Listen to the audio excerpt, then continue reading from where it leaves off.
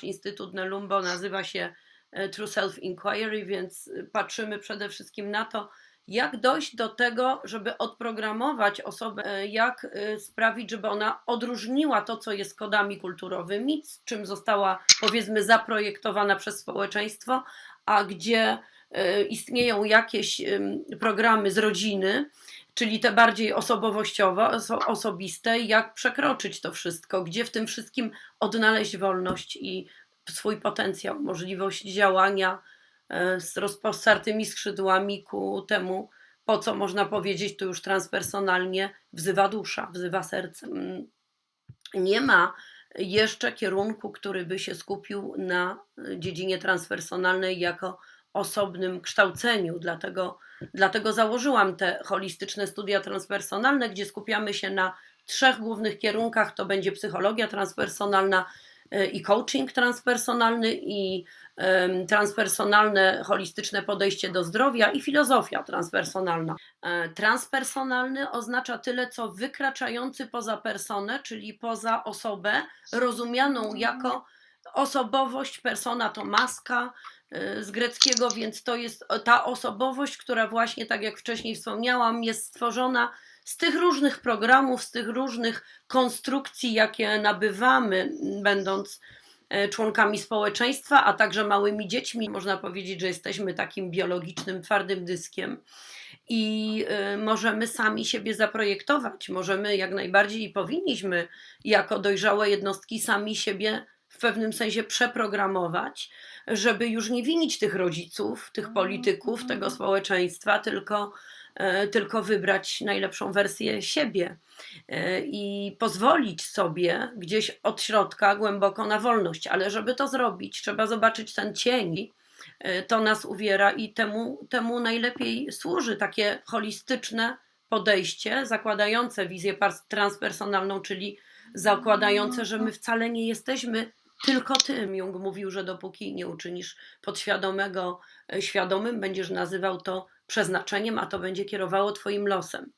W momencie, kiedy my sięgniemy tam do podświadomości i wyjmiemy z niej na światło niejako wszystkie te treści, które powodowały dotąd, że automatycznie tak czy inaczej reagowaliśmy, będziemy mogli to uzdrowić, bo to są głównie traumy. To, co kieruje podświadomością od strony negatywnej, to są traumy. Jeżeli się nie powybacza, czyli nie uzdrowi się traum, nie ma możliwości pójść daleko, czy też w kategoriach fal mózgowych mówiąc wysoko. Te fale nie będą wysokie i nie będziemy mogli osiągnąć obszarów transpersonalnych, bo obszar transpersonalny to nieco innego jak wysokie fale alfa i wysokie fale teta i zdolność ich utrzymywania, operowania nimi, przekładając to na język neuronauki.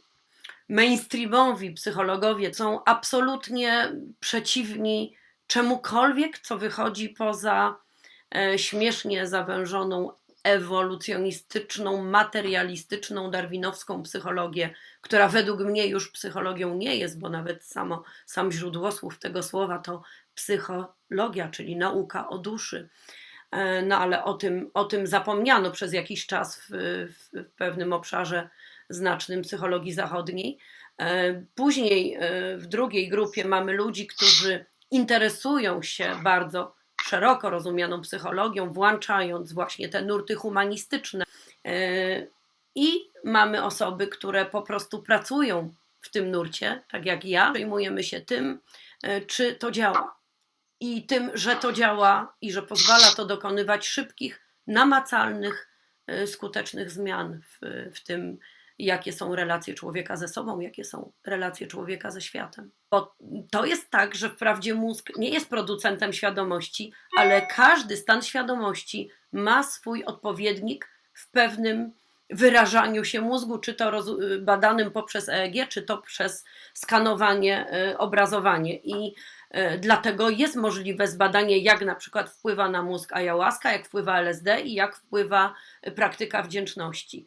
Nazwa projektu Holistyczne Studia Transpersonalne.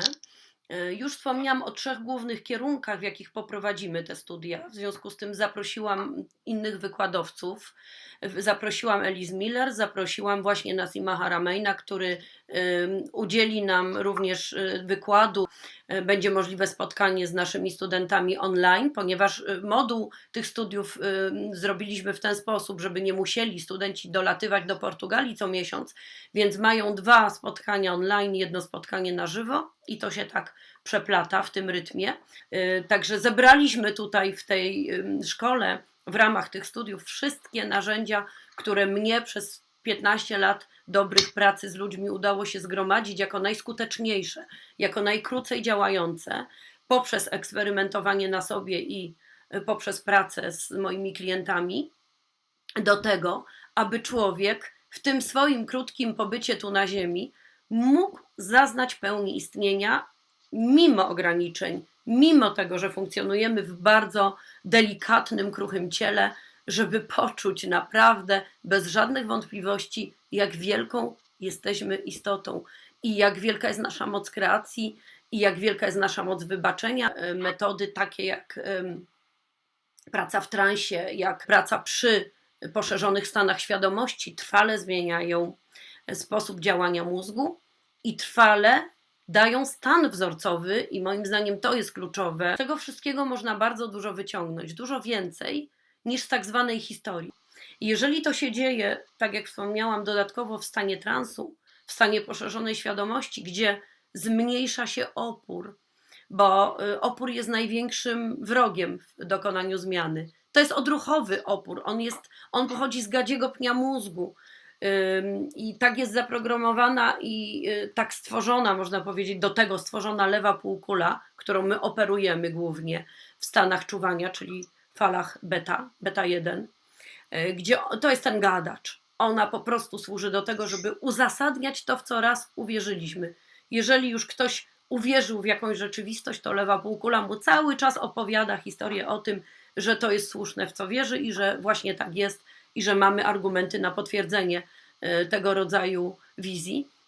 To dochodzimy do tego, że ta lewa półkula zaczyna tracić swoją kontrolę, swoją ważność. Wchodzimy bardziej w czucie, czyli w prawą półkulę, w serce i zaczynamy widzieć to z innej perspektywy, cokolwiek by to nie było. Ja na przykład jestem osobą, która zawsze była tym zainteresowana i mnie to po prostu pasjonuje, jak działa świadomość, jak to się dzieje, że my nabywamy pewnych cech, pewnych zachowań i jak możemy je sobie odprogramować i dlatego pracuję z ludźmi.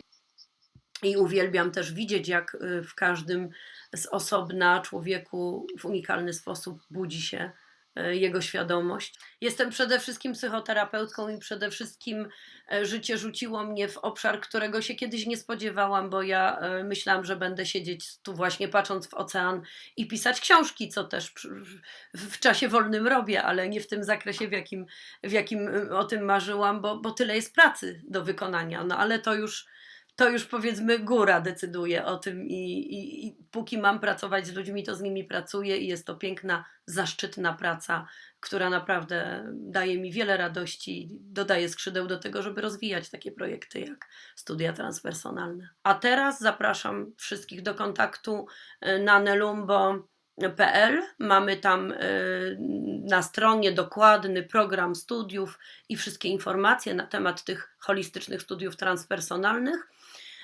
No i do kontaktu podany na stronie e-mail lub ze mną przez Facebooka Izabela Kopaniszyn.